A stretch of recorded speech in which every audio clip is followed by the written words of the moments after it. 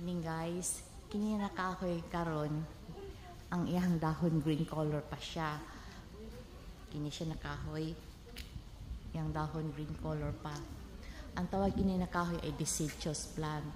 Ibig sabihin, panahon sa autumn or fall season, ang kini nakahoy ay mag-change to yellow color.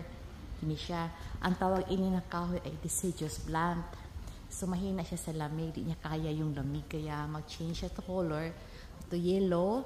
Tapos, ang uban, mayroong orange, mayroong naay ka ng red. Niya. Ini kas winter, ini niya, mga November, December, wala na ni kaho. Dahon. Nangalarag. Ini. Nangalarag na iyang dahon. Mani siya. Tapos, nagparamdam ang nag-change ang weather gahapon, nagsugod September 23, 2024. Next month, nagsugod na siya pag-yellow. Pag-yellow, pag-yun siya as in yellow color next month. Ini siya, kahoy. Muna siya deciduous plant, deciduous trees. In lang. Ako ni-flex mga end of October. Yellow na rin siya tanan.